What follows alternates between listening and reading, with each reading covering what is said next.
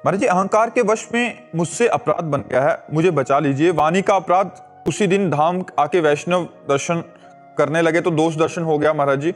क्या गुण है आप में? दूसरों में दोष देख रहे हैं, बुरा जो देखन में चला बुरा न मिलिया कोई, जो दिल खोजू आपनो सो हमसे बुरा न। तो हमारे अंदर बुराइयां भरी, हमको अपनी बुराइयां निकालनी।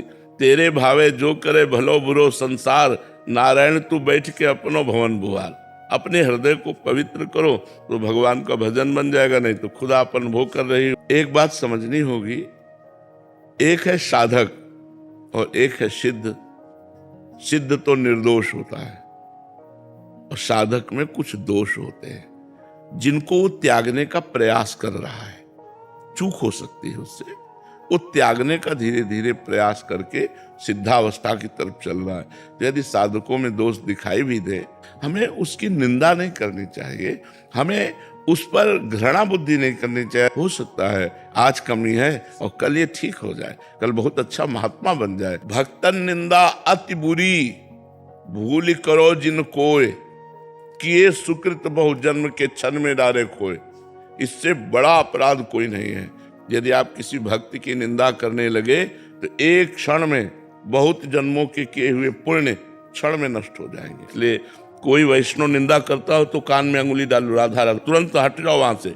वैष्णव निंदा स्वयं तो करो मत और सुनो मत। वज्र की लीक है, फिर भोगना पड़ेगा। बहुत ये भयंकर अपराध है। इसलिए संतों की वैष्णव के चरणों में नमन करो। उनमें जो कमियां हैं उनके नाथ ठीक करेंगे, प्रभु उनके स्वामी है, वो ठीक कर देंगे।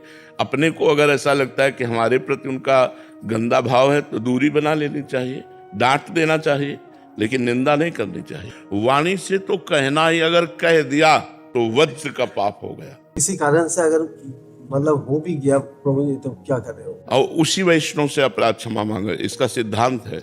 जैसे आपको किसी वैष्णव से हो गया तो उसी वैष्णव से क्षमा मांगे कि महाराज जी क्षमा कीजिए, आपके प्रति हमारा दोष दर्शन हो गया था, आप हमें क्षमा कीजिए या दंड दे दीजिए, आप अब हमसे गलती हो गई। तो वो गुस्सा करें या क्षमा करें, आपने प्रार्थना कर ली, आपका क्षमा हो जाएगा, आपका माफ हो जाएगा।